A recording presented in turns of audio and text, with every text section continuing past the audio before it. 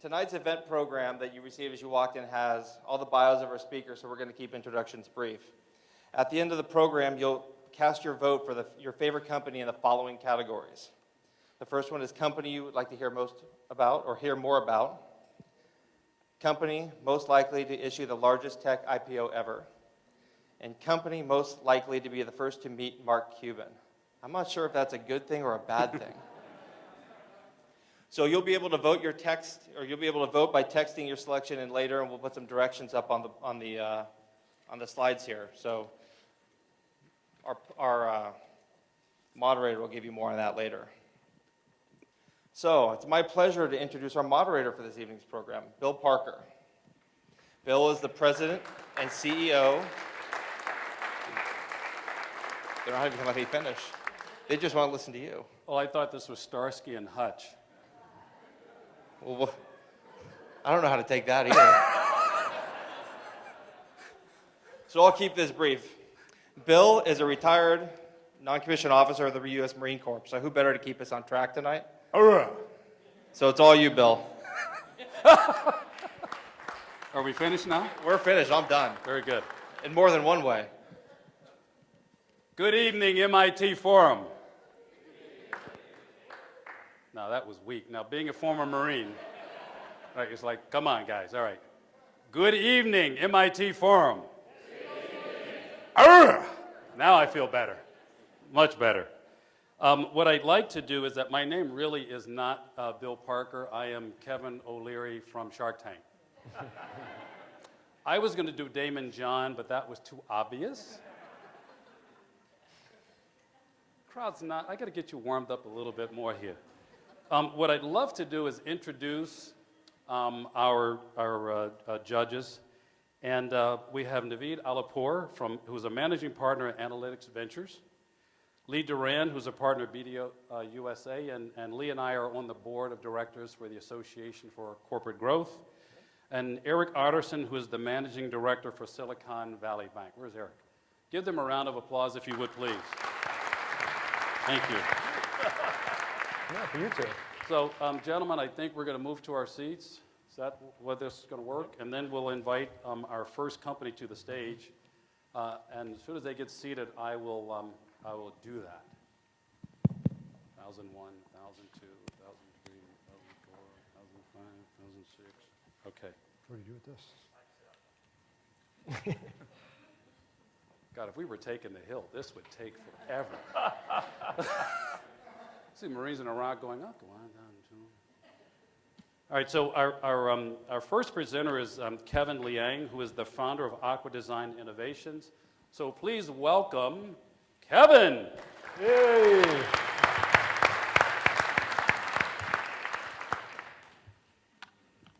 Good. You're on, young man. Hi, I'm Kevin Liang. I'm 22 years old. I'm the co-founder of Aqua Design Innovations.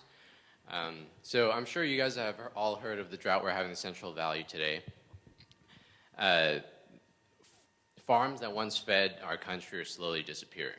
And what if I told you we could eliminate 90% of the water they're using, eliminate 1 billion pounds of fertilizers and pesticides, while doubling the productivity in half the amount of space? And yeah, this is all possible. This method of farming is called aquaponics. Unlike hydroponics, it uses fish waste to fertilize the plants, and the plants act as a huge filtration system for the fish. And it creates a recycling ecosystem. It's extremely simple. The Mayans and Chinese have used it for thousands of years. But why has it disappeared all of a sudden, especially when we need it most? So our company's goal is to bring aquaponics back to as many people as possible. And our first product is the EcoCube, a desktop ecosystem that uses plants like mint and basil to filter aquarium water. We raised over $100,000 in the first 50 days of our Kickstarter campaign. And I actually went to China during spring break to negotiate over 70% gross margins for our product with our manufacturers. In addition, you might be asking, why aquariums, right? It's such a huge problem, but the aquarium industry turns out it's the best industry to take such a concept forward. It's extremely established with $12 billion spent in aquariums every single year. 1 in 10 homes already have an aquarium. So I'm sure you all know every aquarium requires a better filter. And our team is extremely developed. My co-founder and I have over 12 years of experience in aquarium retail, distribution, and manufacturing. Since our consumer demand is so high, we've been approached by very large pet retailers to get a deal, and they're just waiting for a production-ready sample, which will be done in 5 weeks. So we've proven consumer demand, and we're just building out the logistical infrastructures to meet these demands, and hopefully to build this product so that we can take aquaponics concept to the rest of the world, and actually beyond that, to use aquaponics to feed the world. Thank you. And I just want to give a huge shout out to my mentors, Stacy and Carol, and my team back there, Eliana and Stacy. So. Terrific. Good job. Thank you, Kevin. All right, so our judges are now going to give you some. You might need that, yeah. Are going to give you some feedback from the favorite panel. part. So sit down, shut up, and buckle up. Don't shut up. We have to talk. Yes. Sir. Well, it sounds like you've had some great success with the online. What's that? Okay. Yeah. You had some great success with the online fundraising that you've done. Can you talk a little bit about your marketing plan going forward? Right. You may have this one retailer that's kind of pursuing you, but how are you guys really going to blow out sales? So we have multiple large retailers that are approaching us. I'm not sure if I can disclose the name to this many people yet, but a big one in the US was 1,600 retail stores, and then a big one in the EU, because especially in the EU, and actually outside the US, this market is even bigger, because they don't have as much space as we do in the US, so what the pets they like to keep tend to be a lot smaller, like aquariums and fish. So the demand outside of the US has been about 35% of our sales. So that's how we plan to expand. Does that answer your question? Cool. I'm sorry, I got caught up in the microphone bit here. Is that better? You can hear now? Okay. Yeah, that works. Whoa. Thank you. So yeah, it sounds like so you have some sales coming in. You have sales coming in from outside the U.S., but how are you really pursuing those sales in terms of right now people are coming to your website, but again, do you want to grow this as a small sort of lifestyle business, or do you want to blow this thing out? Right. So the goal is to build an ecosystem around our product that is an ecosystem. Selling a side of consumables and add-ons that are compatible with our product, and then and actually for some quick statistics, our add-ons to the product ratio, the hardware itself ratio, blows every other single product out of the water. So every product we sell, we actually sell an additional $60 in consumables. The product is $150, so it's a pretty good percentage. And that's why retailers are approaching us, because they know that if they sell one of our products, they also make $60 extra from their stores. And then, I'm sorry, I went off. What was that again? I'll come back in the feedback part. Cool. And I'm just kind of curious. So your product actually requires a little bit of knowledge to understand the benefit and how to use it, right? And is there some sort of education piece that builds in? Because I can't just go online and say, cool, because I don't understand it. Right. So we did our best to make it as simple as possible. It's going to be packaged with a K through 12 curriculum. We're going to be targeting the educational market, and a very easy to understand instructions manual. We're going to do a lot of videos instead of just written stuff. So literal steps are: you put water in, you plug it in, you wait 2 weeks, and you put fish in. That's all it is. Well, even I can screw that up, though. But, Yeah. I'm sure people are going to screw up, but It's okay, you don't have to boil the water. It's about 10 to, we would say it's like 10 to 20 times easier than a normal aquarium, right? awesome. So are there what are the barriers of entry? Do you have patents? What's going to stop Home Depot or Petco or any of these people to to do this themselves unless you're going to license it to them? I love those questions. So I contacted one of the largest distributors in the pet industry. They called it a fad. We were working on a licensing deal. They called it a fad, so I don't see. And then there's a separate company that have been working on this for a while. They're in Nordstrom, Whole Foods, but they still haven't been able to take this mass market. So it's not that easy, and you know, we had a consultant and a engineering intern working full time on this, and we were able to take this far. So we're very confident that with the perfected features that the other products don't have, we can really break this mass market. What is the cost of actually making this type of, because you mentioned $60 is the add-on price, but what's the price and the cost? The base price product is $150. And what's your cost? My cost is $39. Okay. Good margin. Wholesale is $95. So. Can I ask you, what was your goal in presenting tonight? Yeah. So we're looking for resources and mentors to grow our company. Of course, I've never done this before. I've never done manufacturing before. I've never, marketed to more than 5 people before this project. So yeah, looking for advice and resources to build this infrastructure we need to blow this up. Good. Kevin, thank you so much. I really appreciate it. Thank you. Panel. Good job. Well done. Thank you. All right, our next presenter is going to be Ken Denman, who is the president and CEO of Emotion. And he just flew in from Japan, so his arms are a little tired. Thanks, Phil. Nice to meet you. My pleasure. Good afternoon. Actually, I've been traveling all my career, so I sleep well on planes. I'm doing fine, thanks.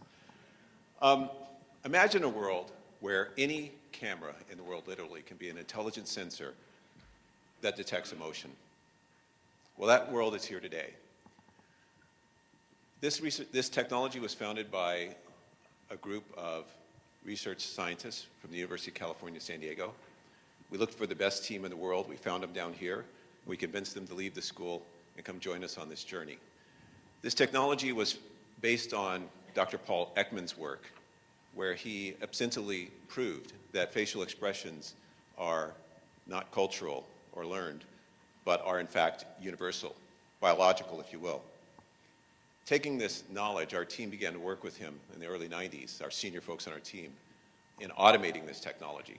And of course, the enablers around processing power and camera technology have followed all the appropriate laws, and we find ourselves at the point in which we can make this a reality.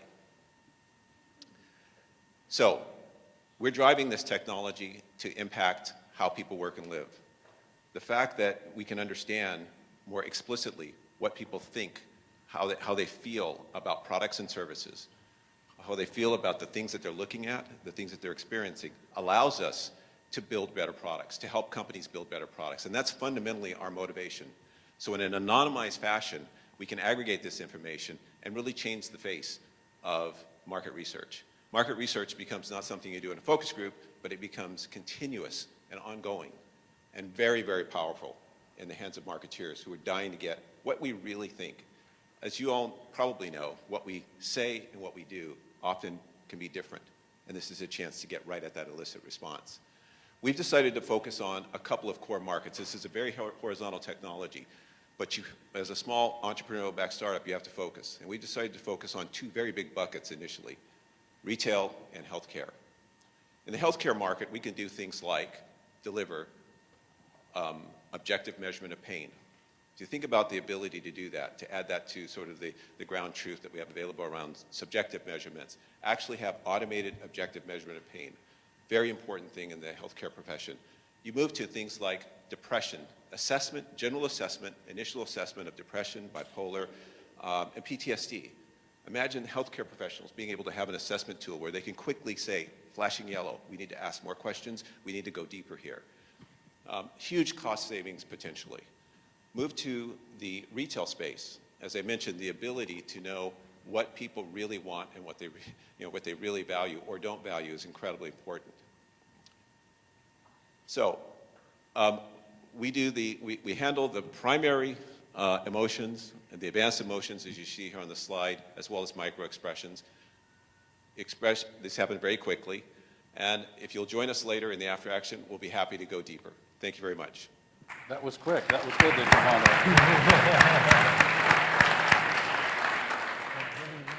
Sure. Can you talk a little more about the healthcare application? I mean, is that something where you're going to need some sort of, or you need some sort of FDA approval because you're diagnosing? Are you going to license that, or Great how's question. that going to work? Great question. I specifically said assessment because we want to stay away from diagnostics. Okay. You know, you go to diagnostics, you get involved in the FDA Bermuda Triangle. And that's big boys and girls can do that. We don't have the dollars to do that. We will partner with large pharmas who can go there. They have all the things in place to do that. And I can share that, in fact, we have a large pilot starting this summer with one of the major pharmaceuticals.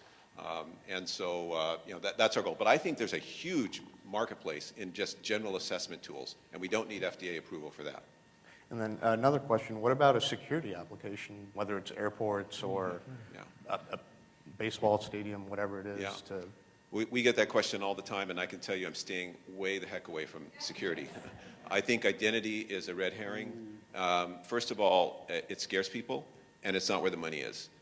So from a privacy standpoint, our public policy position is we don't do identity. We don't compare. First of all, we don't need to store the images of people, and we don't do that.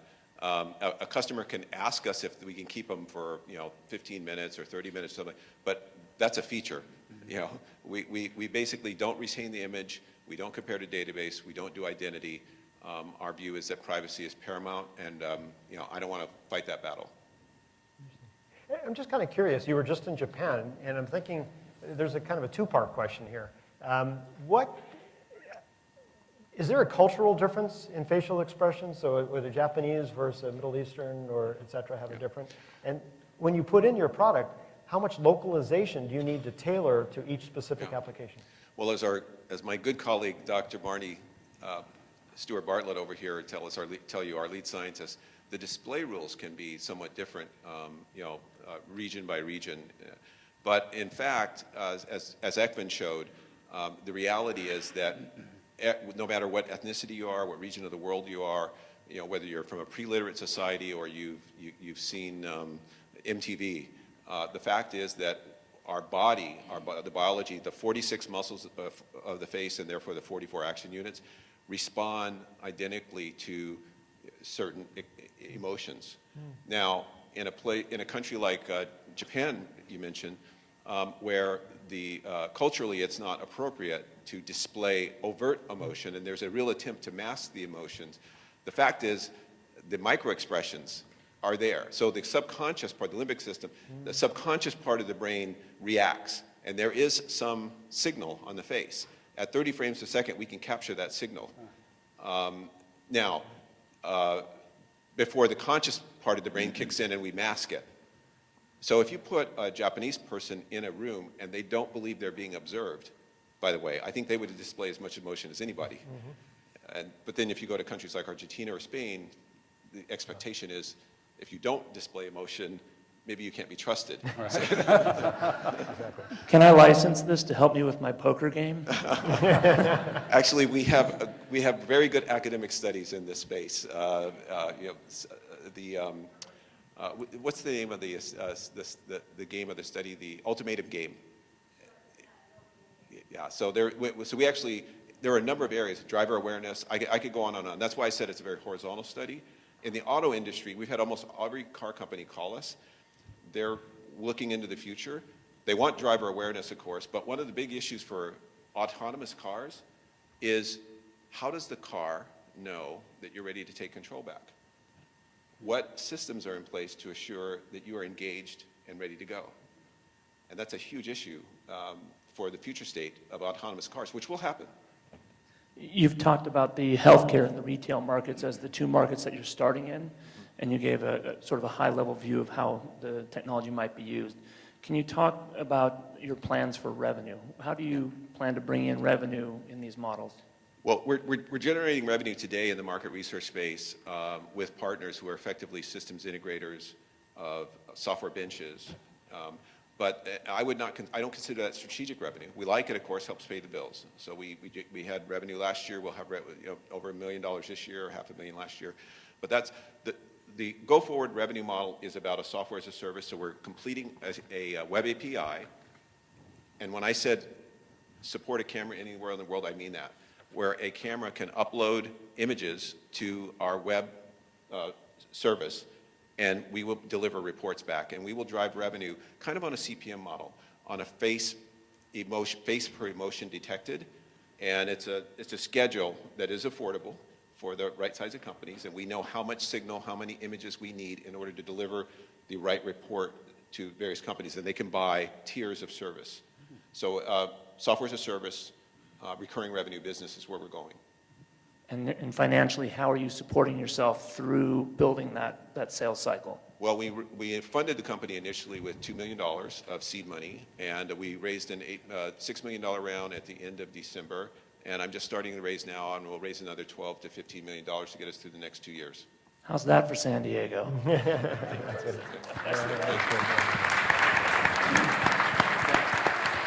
Thank you. Thank you very much. I really appreciate that emotion. I know it was bad. It was bad. It was bad. All right. We want to welcome Will Caldwell, founder and CEO from Above. And if you look at him, he looks like a Marine, doesn't he? Thank you. Hello. Thanks for having me. My name is Will Caldwell. I'm a 23-year-old real estate technology entrepreneur. I started from Above because I saw an opportunity. Drones about a year ago weren't too popular in the news. How many of you guys have watched 60 Minutes since then? So, given the opportunity in this space, and I understand the FAA regulations around this, the opportunity was too big to ignore. So as an entrepreneur analyzing risk, there was customers out there willing to pay. I used this from Above, and I wanted to learn as much as I could about the drone business, doing it myself. And what I figured out was dealing with big companies, they have this thing called 30 and 60-day terms. And as a drone pilot, most drone pilots are like guys like me trying to go out and make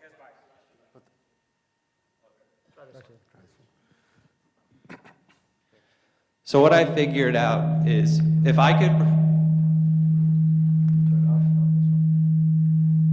Sir, turn on the bottom of this. Is yours turned on, actually? There we go. Great, thank you. Good. So as I grew this business organically from nothing, I found the hardest thing about this was to get paid on time, and editing video was a real pain. So I began reaching out as I got bigger contracts with like some of the big clients you see up here. I began to source out business to other pilots in the community, and it's slowly grown this model of like a broker agency all up and down Southern California, Arizona, Las Vegas, and Florida. And I'm proud to announce that we have just signed a deal with Obio, one of the largest providers of real estate photography in the country. They're going to give us all of their aerial photography business in Southern California. We operate on an 80% gross margin, and we provide interarea financing where we solve the problem of getting paid in 60 days. We'll pay the pilot the day of the shoot, allowing us to make a profit, a nice margin on the float. And that's what we do. Thank you. Very good. You'll need that. Actually, I guess just to start it off, the product itself, we're looking out at the display area. It seems like it kits from a number of different sources. You use a GoPro as a camera, and you can buy the kits, etc. What is to stop the barriers of entry on that from a hobbyist to come out and take on the business? So what I have found is getting to know the right people within the large organizations. Sure, you can go work with real estate agents all day long and get paid $200. But with a big company, you have to go through a vetting process. You have to have insurance. We provide all that, and they pay over $1,000 per shoot, and we make a lot more money, and that's a much harder job to get. So we bridge the gap. How does this compete against Google Earth? Have you seen our video? It's a I lot. certainly did. We provide a bird's eye view in high res. We use GoPros, and GoPro footage is pretty amazing, and we can fly indoors. So when I first started selling this, I flew this drone through a $14 million mansion, and that got me a lot of business. What is your revenue model in this sense? So you've got, you call them pilots, and anybody playing with the joystick, et cetera, and playing around with their toy pilots actually becomes a pilot, I guess. But how do you charge? So when I looked at this, and I looked at the industry, how it's going to grow, I'm fixated on the fact that one company is going to become the name brand when you think, oh, I'm going to hire a drone pilot. Like, that's going to happen, and I thought From Above is a perfect name. So you have to start as a service provider. You have to get your credibility. Where we're starting to go is part of this partnership agreement with OBO is that I have so much footage that we're starting to license our footage to real estate agents, and they just slap their logo on it, and it's almost pure profit because it's all been shot. So that's our product right now. And in terms of becoming that name brand across the U.S., what's your plan for rollout and thinking specifically about how you get the pilots, how you get the video folks, how you handle your staff? So right now it's pretty difficult to raise money concerning the FAA rules, but given we're building up our expertise, I think it's just who has the most money play, who can build a great brand faster, and if we're able to do that, we can grab a lot of market share. So Amazon is also in this business, is that right, of delivering product? So Yeah. Is that something that you're looking at as part of your core product serving, and are they a key competitor? Well, the one thing that FAA has taken a firm stance on is there will be no packages being delivered for a couple more years. I think the first thing to become legal is flying small drones under 40 pounds to shoot real estate. And if we're first out the gates with great relationships with all of these companies, we have a pretty good shot at grabbing arguably Southern California is the largest market in the country for this because it's sunny all the time, and there's a lot of real estate agents. So what keeps you up at night right now? What's your biggest pain point that you need to tackle? I mean, a cease and desist letter from the FAA would be pretty painful.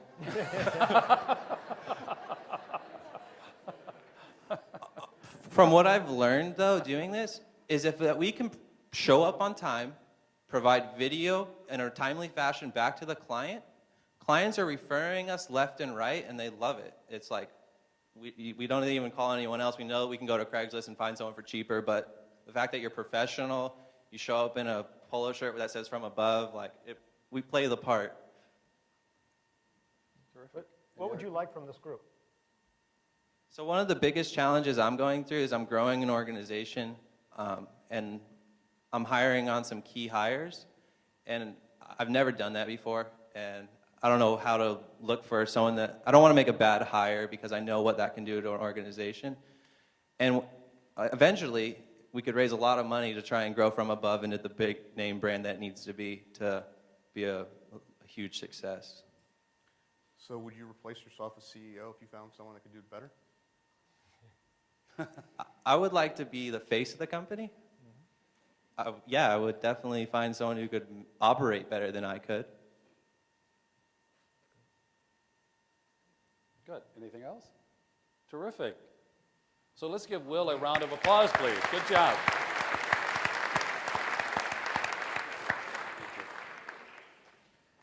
All right, the next person that we're going to bring up is Eric Clifton, and Eric is the CEO of Peak Energy, and he's going to make an electric presentation.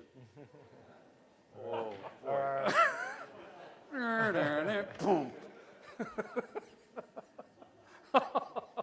I couldn't resist that.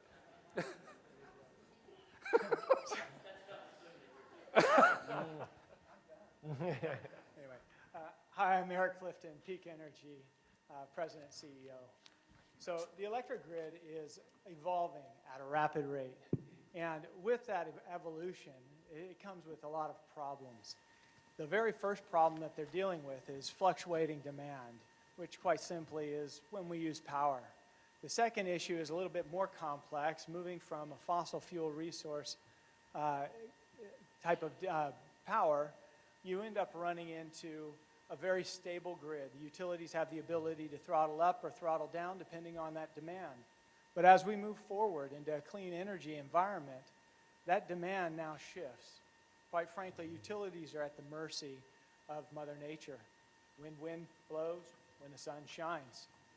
And the third and final major issue is seeing distributed solar. Rooftop solar actually is now causing a major issue with bidirectional flow. As consumers generate their own power, it's pushing back onto the grid, which the grid was never actually designed to deal with.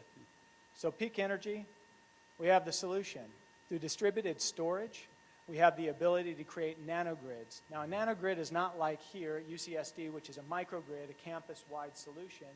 A nanogrid is actually looking at an individual building, looking at a residential home, or looking at even an individual appliance.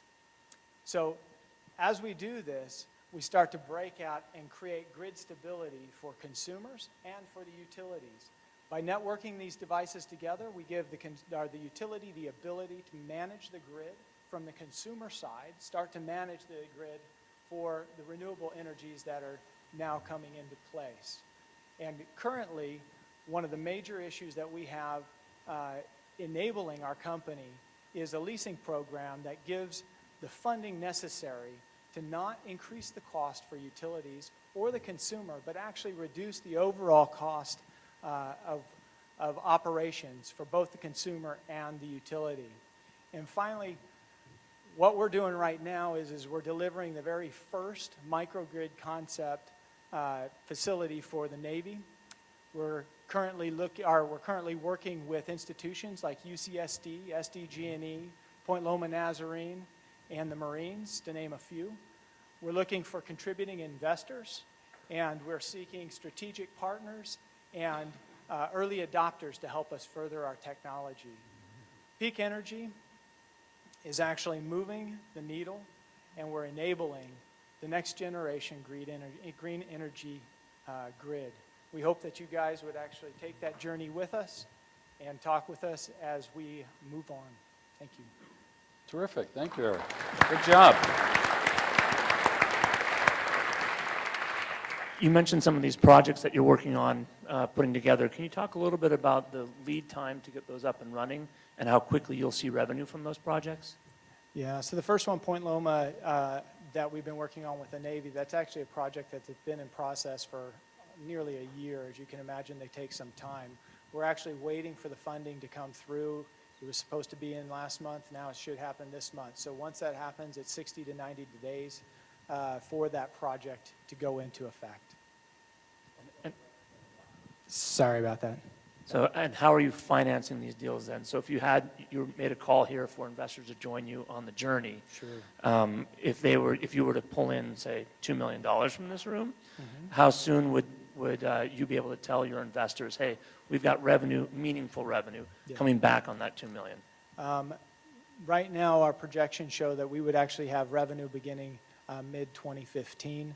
That would be meaningful to cover that. We have a number of grants that should come the beginning of 2015 that we've applied for with several strategic partners that look very, very promising.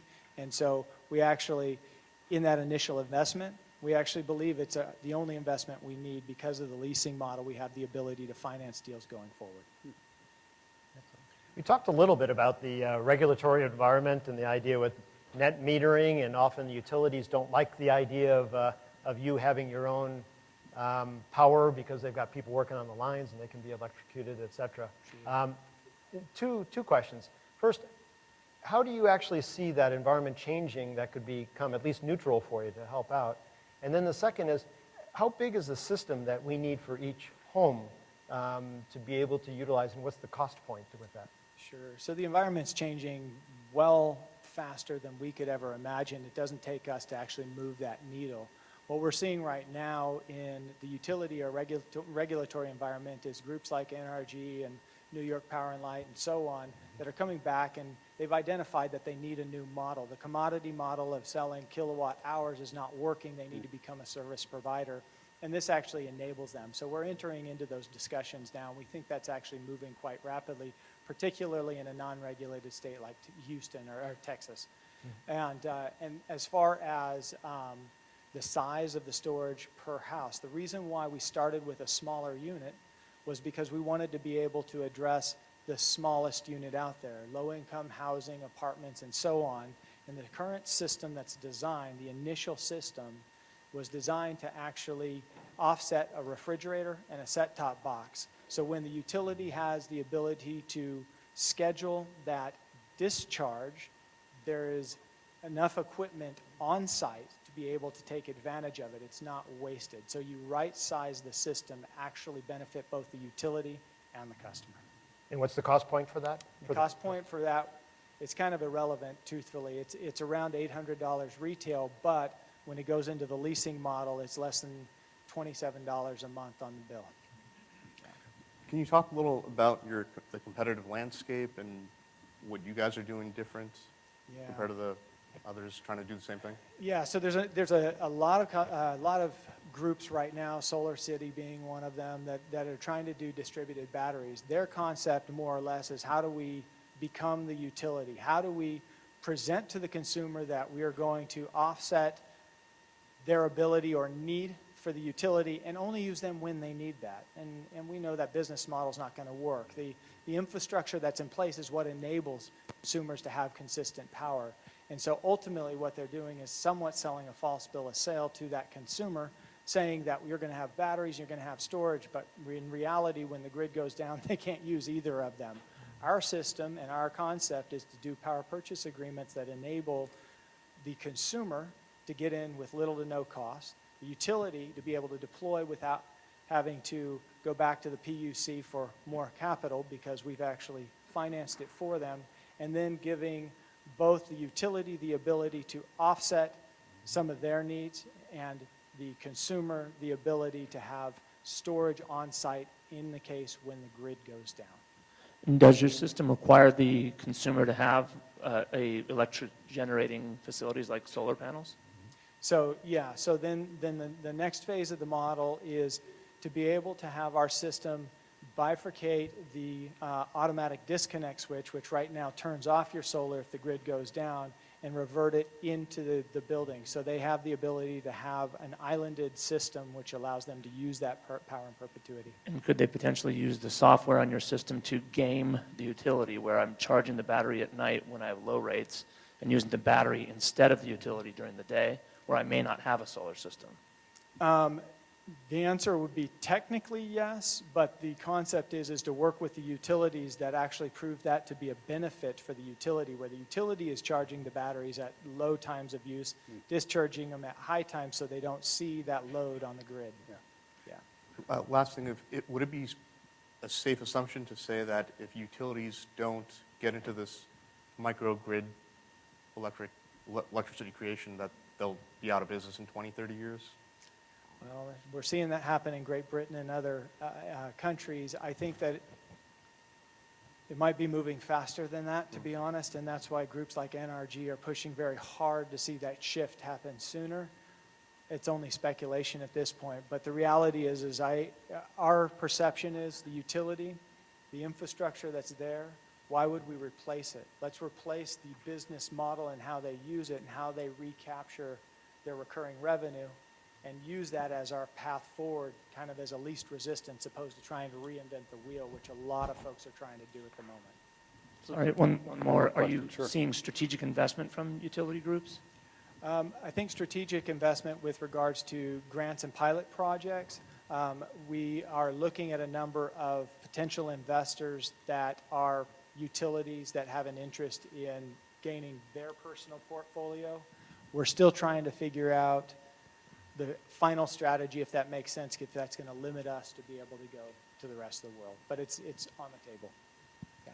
Super. Eric, thank you. Thank you. Give Eric a great round of applause, please. Thank you. Thank you. That was a sizzling performance. Thank you so much. We could do Henny Young, but most of the people in this room are who the hell's Henny Youngman? I'd like to welcome. You know who Henny Youngman is, right? All right. Take my wife, please. Okay. Call me a taxi. Okay, you're a taxi. All right. It's a tough crowd. Jesus Christ. So we want to welcome Philip Berry, who is the co-founder and CEO of Spine Tech. And all golfers and weightlifters and anybody that moves anything around is going to need his product. So I'm going to let you give you a heads up on what that really does. Thank you. Hi, everybody. I'm Philip Berry, mechanical engineer, business, and entrepreneur. Hopefully I can hold this mic here the whole time. So I'm going to tell you a little bit about our product that we came up with as our senior project as a mechanical engineer. Back braces on the market today require user input. The user has to think about tightening the back brace. You need to tighten the back brace, pick up your heavy object, and even while you still have the heavy object in your hand, you're actually supposed to loosen the back brace back up again. So for someone that works in the industry such as Home Depot, delivery services, shipping services, stocking services, they're doing this 100 to 300 times a day. And what they focus on at these businesses is how to lift properly. Always use your legs. Always use your legs. Someone that's doing this 300 times a day, they're going to tend to say, okay, you know what? It's been an 8 hour day. Let me just grab that one last thing. They lean over incorrectly. That's when they get their injury. And they didn't have their back brace on at the time. So what we invented was a functional back brace that senses body movement. So it senses your body movement and it only engages when the user's in a vulnerable position. So right now, the back brace that I have on today, I've been using it too much and I've worn out the batteries, so it does not work and technical problems. Due to it's a prototype and we're in the beta phases of our development. So coming in August, we're going to have a prototype that senses and reacts that we're going to market to we're going to market to chiropractors. We're going to focus on a small delivery services, get customer feedback, and then with that, we're going to go and look to get purchase orders, go through licensing, do in-house manufacturing. So there's many different options that we could do with our back brace, but what makes us different than everybody else on the market is our back brace is dynamic. We sense and react. All the patents that we researched and everything that we've worked with the lawyers on, we found that all back braces require user input. And that's what makes our product different than everybody else. And that's what makes our impact on the market so big. So we plan to address this market with our unique product.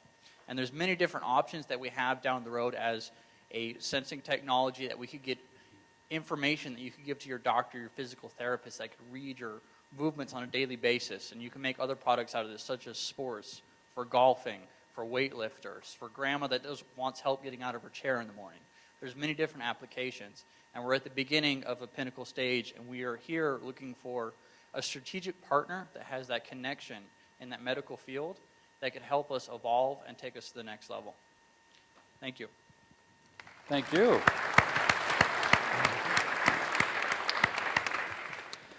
I might challenge you on looking for that medical person only because, as we talked about outside, one thing you're aware of that you have to be cautious of is the need to avoid going right into an FDA 510K approval. What you may look at is, for example, the delivery company that you mentioned, or the Home Depot.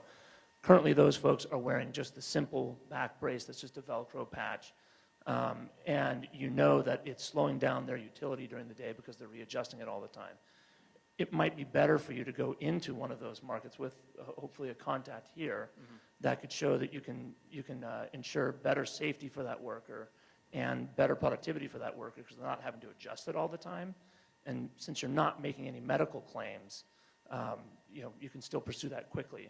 I worry about your chasing the chiropractic side, because you're hitting chiropractors one at a time. How many patients do they see in a week? Whereas if you could hit one Home Depot, you've got a huge number of customers immediately. And what we found out from that is we went out and interviewed over 200 people. FedEx driver, my personal FedEx driver, I showed it to him. He tried it on. He said, I want one and I want 5 for my friends. There's huge feedback. In the chiropractor side, doctor side, they don't like normal back braces, but since ours doesn't give you a false sense of support, they're actually believing in it, and They want to see our product out in the marketplace. But we need to get that recognition, and a good place to do that is places like Home Depot that has that delivery service, where we have a preventative, but we don't need to go through that FDA approval. Or whoever has high workers' comp. Yeah, and that's the big thing is we actually want to prove that it makes a difference. That our back brace sensing and reacting can reduce those numbers over a period of time. So maybe a trial period of 3-6 months with a company like that says, okay, you know, we have 15% of injuries. It dropped down by 4%, and that saved us X amount of dollars. We want to prove that, and then that way we can get our market revenue going. But that makes the point, sorry not to dominate, but that makes the point that already you're getting better data if you go for one of those pilots than trying to chase a bunch of chiropractors. Yeah, and that's definitely, we've pivoted quite a few designs, but that's our initial customer that we want to look at is a simple design like that for that kind of customer. So have you thought about doing a Kickstarter campaign and selling? That's a route that we want to go to, but we want to get that feedback from those. In August, we're going to have 10 to 50 of these built, and then we're actually going to have the FedEx worker. We're going to have beta testing done so we get that testimonial, that feedback.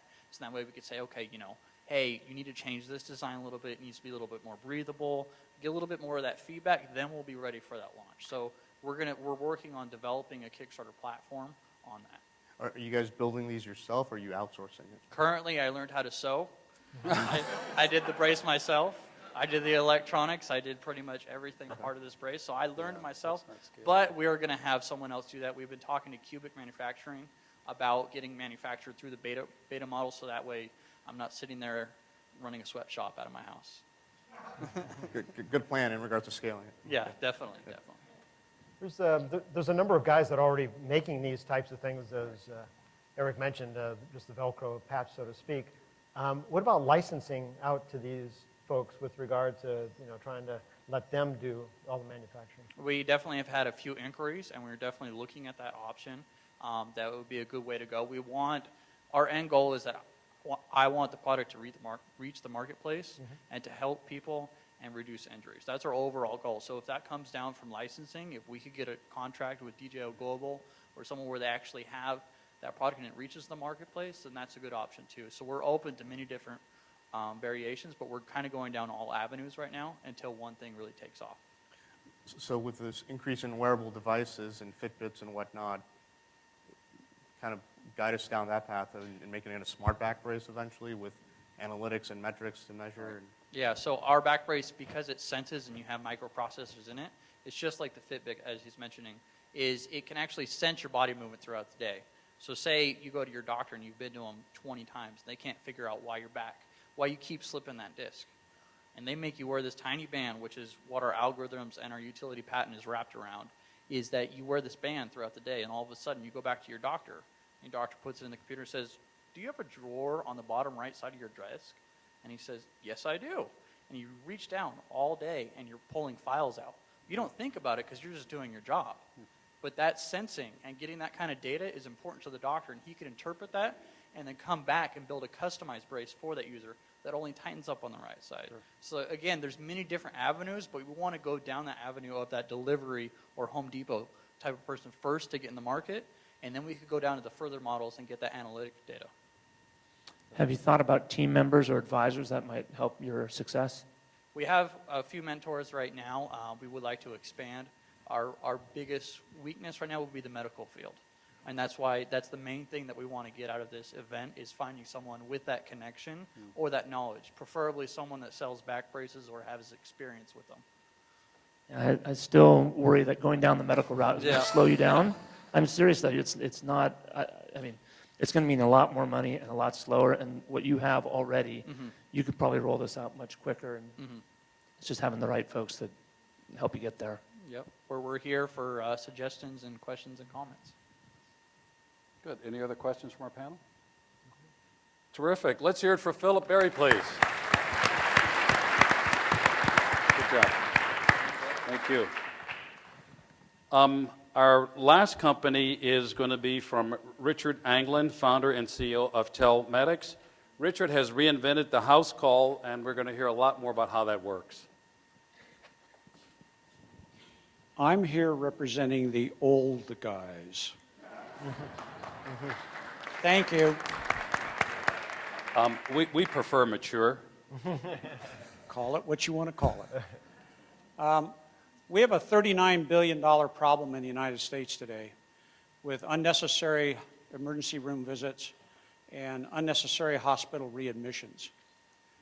The model of the doctor's office, the clinic, and the hospital is not sustainable into the future. The Affordable Care Act this year added 22 million patients to the medical system. The medical system simply cannot handle that many patients. It has been estimated that technologies outside of the traditional care delivery models can reduce the $39 billion problem by $2 billion a year, specifically telemedicine, telehealth.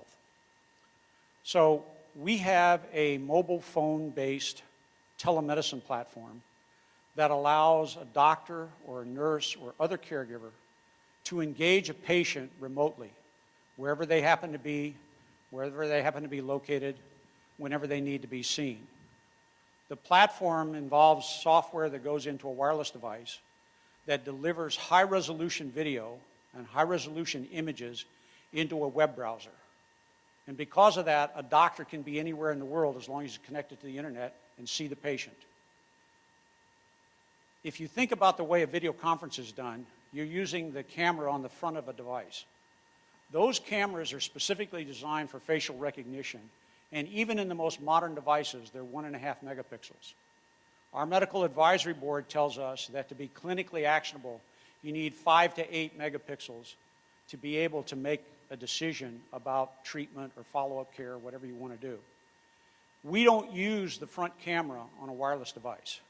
We use the rear camera, which allows us to deliver 5 to 8 megapixels of clinically actionable high-resolution video and imagery to a doctor. There's a lot of features that go on, but it's a proprietary codec. We do not use the devices, the chips that are built into the phone. We have a unique codec that allows us to sense the quality of the wireless network and to deliver the quality even as the bandwidth shrinks. We don't try to deliver television quality or movie quality. So if you think about the impact of this, we're delivering care in a number of different segments. Where we have applications today are in things like dermatology, diabetic ulcers, ophthalmology, dermatology. So our business model is based about reducing cost. And we therefore sell into primarily capitated or semi-capitated markets.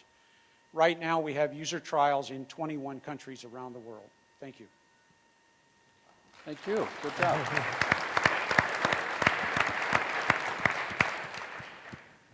So can you talk a little about traction you have now in regards to paying customers or pilots?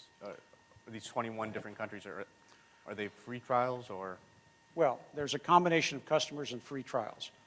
One of our biggest customers here in the United States is a healthcare provider system in the Northwest that has over 100 nurses that when they go to see a patient either at home or in a long-term care facility, they do a collaborative consultation. They call a doctor, a nurse, a PA at the medical center. When they see a condition, they do a collaborative consultation. The object is to keep the people from a 911 call. And so that's a paying customer. We have another paying customer in diabetic ulcers. So when a patient is admitted into this program, they're seen by a nurse 60 days every day.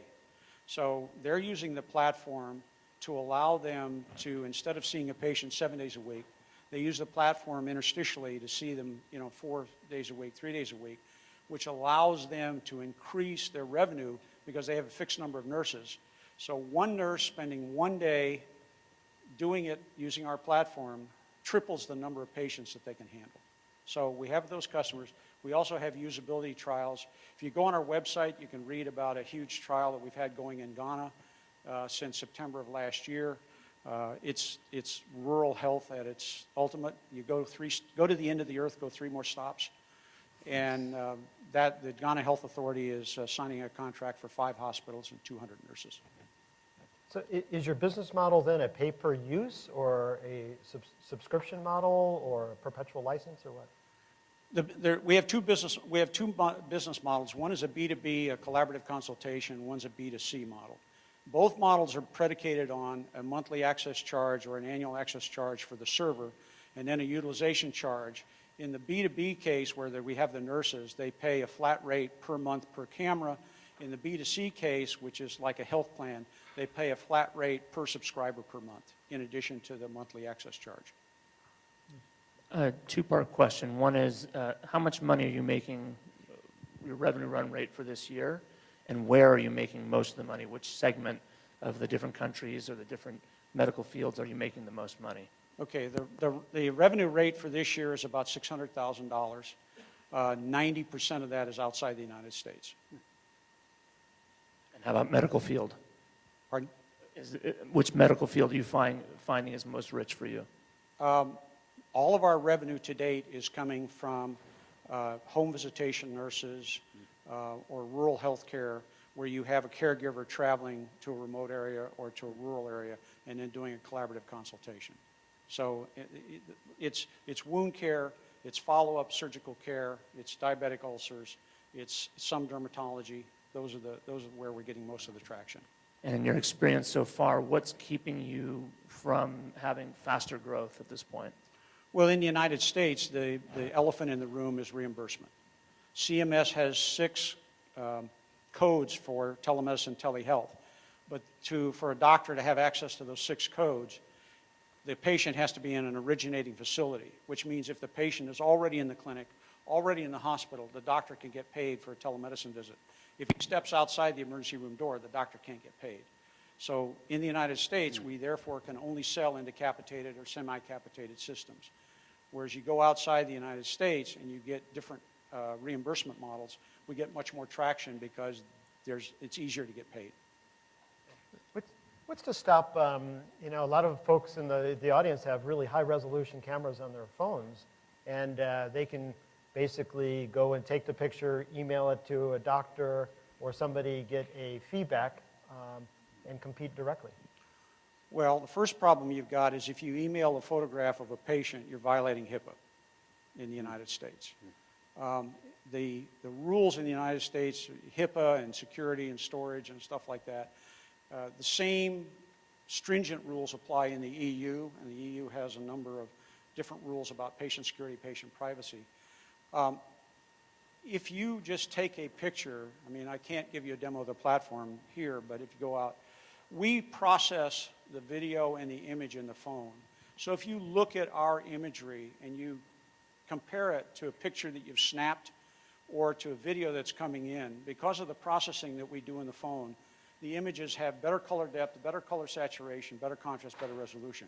So using our platform in an interventional sense will deliver a higher quality, number one. Number two, we don't worry about synchronizing the voice. We're not a video conferencing kind of thing. We don't bleed at 15 or 30 frames a second. So we slow down the frame rate, and we use the processing power in the device to enhance the clarity of the imagery and the resolution. And that's all covered by intellectual property. So what's sexy about what you have that makes someone in this room want to invest in what you're doing? If I knew the answer to that, I probably wouldn't be here. No, we have a valid business model. We started, this project and the technology was created as a result of a request by a doctor, an urgent care doctor. She was complaining that with the advent of electronic medical records, she still had to go and type in a wound case that it's 15 millimeters by 12, it's pink and brown on the edges. What she wanted was a doctor-friendly digital camera that would superimpose a grid for scaling, color correction, everything like that. We actually built a couple of those, but we came to the realization that why build another digital camera that's just going to sit on the shelf when every doctor, nurse, and patient has a cell phone in their pocket? So we moved it to the cell phone. The disadvantages, the impediments to investors in this country is primarily reimbursement from the federal government, from CMS. We have gotten attraction, and we are talking to investors from outside the country. It sounds like, I'm sorry. No, go ahead. Doctors, medical area is really difficult segment, I guess, to penetrate right away. It takes time. I noticed you have 3 segments. What is the priority of looking at those segments? Well, the platform was designed around healthcare. All right, we started with a very restrictive set. When we started, we went out and we talked to like 200 doctors and nurses. We asked them 2 questions. How do you practice medicine today? How do you expect to practice medicine in the future? We took that as a requirement set. But if you generalize the platform, it's access to remote expertise. And so we have actually moved into, we have another brand called Telvetics in the veterinary space for animal care. We have TelVueX, which is in the commercial industrial space. But the platform itself is access to remote expertise, whether it's healthcare or across the other platforms. Richard, thank you. Thank you.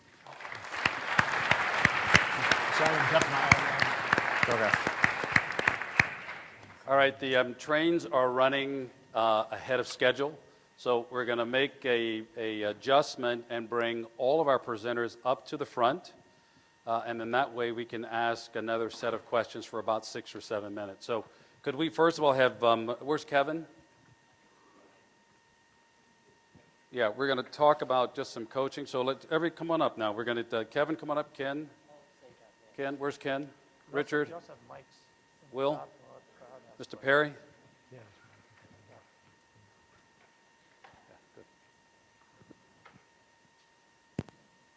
All right, so we're going to ask, what we'd love to do is get responses from you on what would you advise them to do differently as part of their presentation from a coachable or teachable point of view. So question, this is not like going once, going twice. Okay. All right, so just a minute, please. I'll take the low We hanging. just made an adjustment in direction, and being a Marine, I followed that direction, and it was the wrong direction. So everybody got shot. So, Since I'm not shy. analysts, would you talking, like to yeah, talk I'll to get their us started backs, on please? this. Thank you very much. Move right I'll along. take the low hanging fruit. Kevin, I could kill you for not having a slide. You've got a great presentation out there, and at least showing your aquarium. It's you've got a whole room of people here that could be either customers. So I wish you would have had that because it was a good opportunity to kind of promote what you're doing. I was told it'd be a distraction. Bad advice. Okay. Don't listen to the judges. They give bad advice. Yeah. Okay. You want to step over to the side, please? Thanks, Kev. All right, Lee. Okay. Actually, well, actually, from above, I actually think that's a pretty cool product, pretty cool model. Quick entry to a marketplace. I think it's actually good that you're getting started now instead of waiting, like you say, until the FAA gives approval, because by then there will be a lot of guys in the market. The only thing I would is try to make sure that develop those relationships and get them contractually locked down before the others can break in there. And I know you've got lots of opportunities in there, but it sounds like really nailing the model a little bit tighter with regard to what you can do for each individual type of customer is really pretty good. But it's a cool model. I like it. Ken, with emotion, I mean, I think it's fantastic what you guys are doing, and congratulations on the traction and the funding.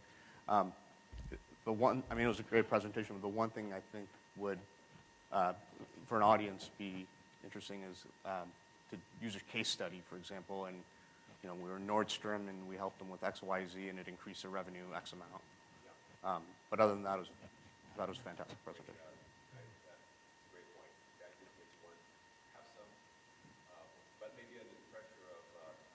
Flying in from Japan, and yeah, got it. But it's a pretty complex. That's two you get thrown under the bus with. It's a pretty complex product, right? Yes. And so the idea of how you use the business application, you know, you've done a lot of studies on this. Yeah, we actually have. For instance, the paid pilot that we had this summer, this was this large pharma, and they literally are doing, rather than having subjects, it's an oncology study. Patients do this happens to be an oncology study that they're working on, and they have a drug that they're testing that mitigates the impact of chemotherapy. And the patients do twice a week blogs, video blogs, using their smartphones or tablets, which are uploaded to the cloud, which we process. And what we're doing is we're measuring their tolerance, their pain levels. during the course of the video blogs, the nausea, we can actually see that effect. And if you measure that over time, you can have some really actionable insights. And it's documentation that in their process, FDA process, they've never had this kind of documentation before. So that's just one example. The other example would be in like retail stores. Yeah. Customer sentiment index. Think of it as the equivalent of a net promoter score, but automated. Richard, with telematics, I know you guys have been at it for a while, and it seems like you're getting some good traction.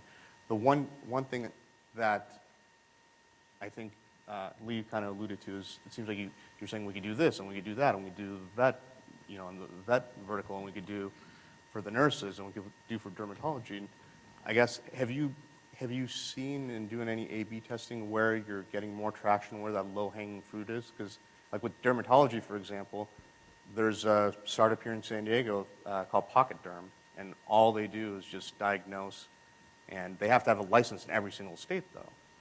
So, Well, we've been in a lot of different verticals. We've done a lot of testing. The verticals where we're getting traction now is in the home visitation nurses. That's where we're focused on. But the other thing that's happening, at the time that we submitted it, the other place that we're getting much more traction is in the commercial and industrial space, primarily for service technicians. So the idea is that you have a service technician maybe anywhere in the world. They use the platform for a consultation with an expert back in the factory. I was telling someone, and I've forgotten who, that there's a company in Switzerland that will literally drop ship you a spaghetti factory, a pasta factory. They assemble it on the floor in the factory, and then they crate it up and put it in containers, and they'll ship it anywhere in the world. You give them a piece of land, and 3 days later, you'll have an operating pasta factory. And what they're using the platform for right now on an experimental basis is, yes, it's assembled in the factory, but it gets torqued and things don't work right, rotating machinery doesn't go right, and they're using it for this collaborative consultation. So we're in the process of pivoting away from healthcare because, frankly, in the United States, healthcare is just too painful. So to speak. That's his line. He's supposed to use that one. But we're pivoting more to the commercial industrial space.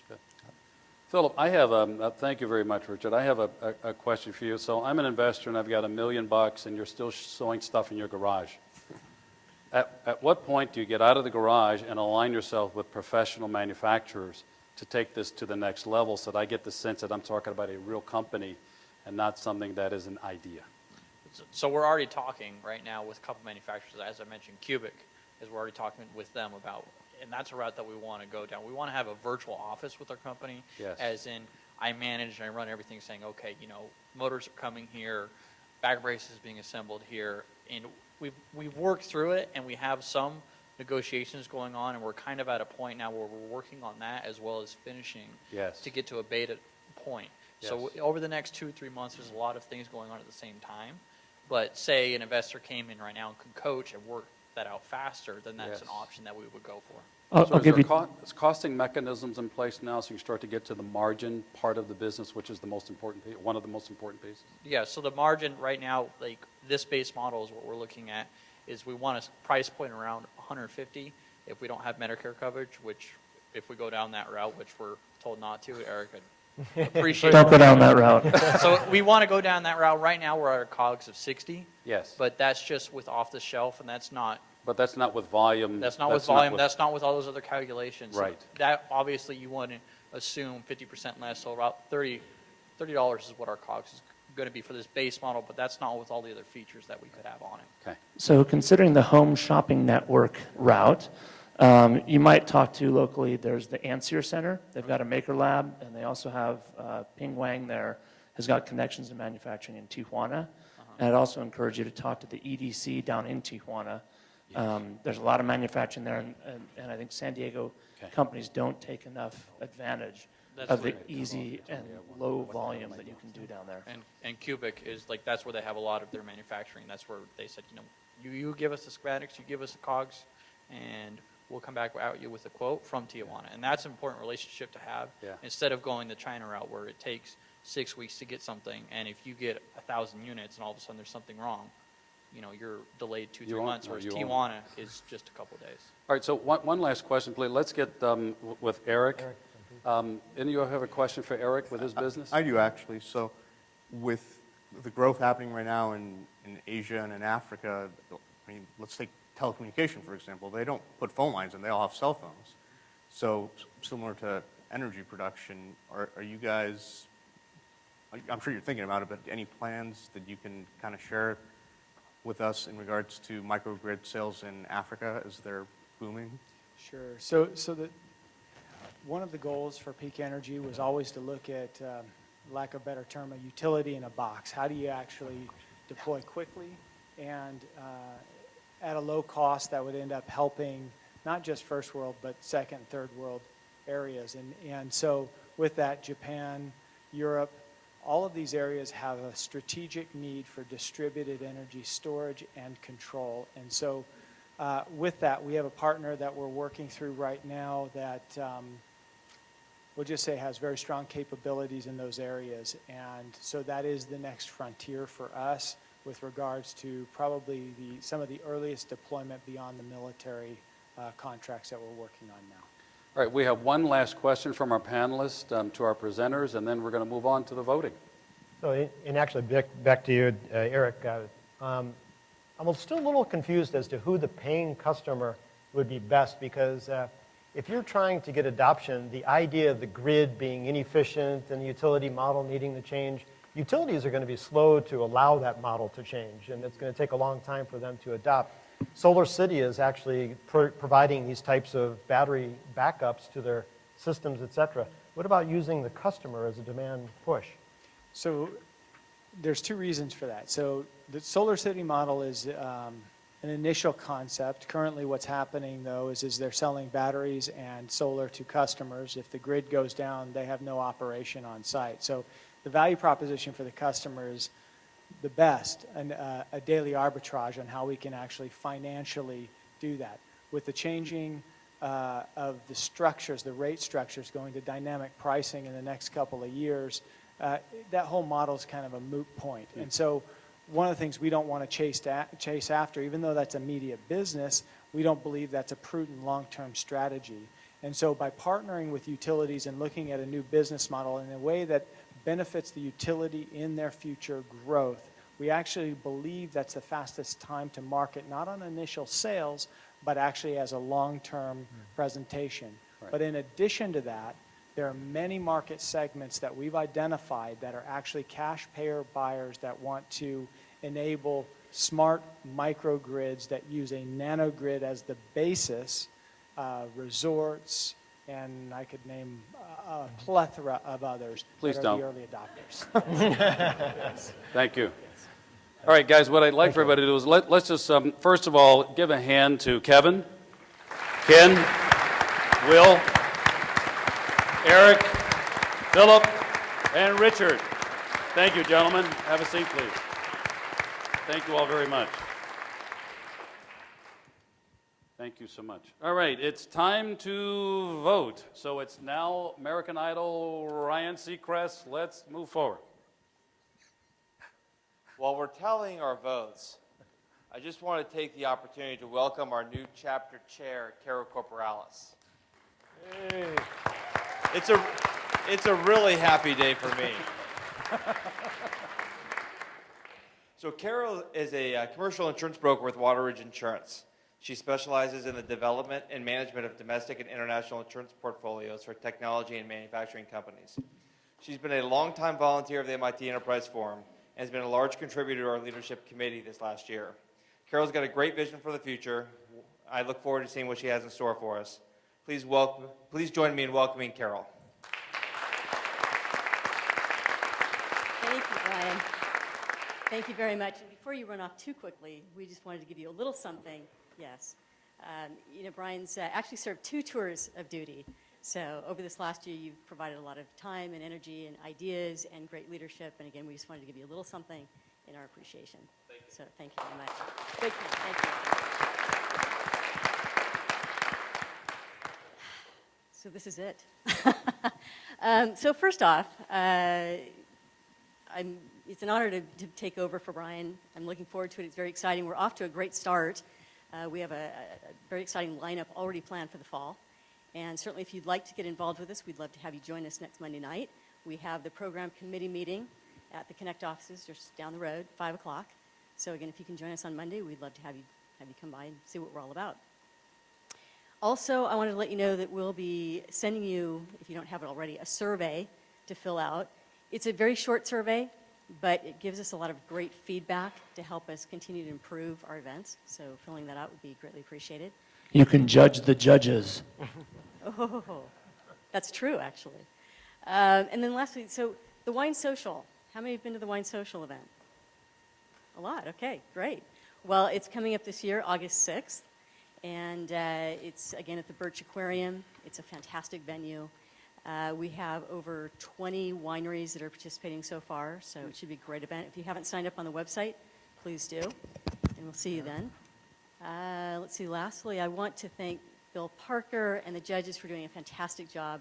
Bill Parker from Terra Jade and Naveed Alipur from Analytic Ventures, Lee Duran from BDO, Eric Otterson, new managing director at Silicon Valley Bank. So thank you all for your insights and feedback.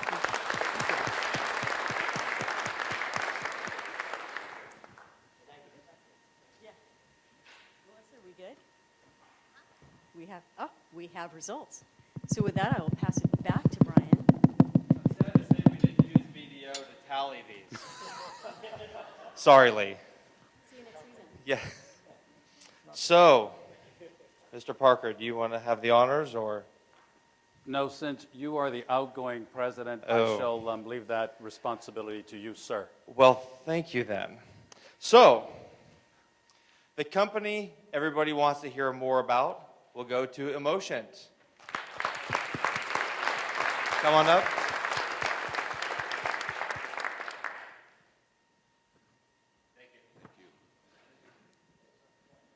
The company most likely to meet Mark Cuban goes to Will Caldwell from above. Yeah.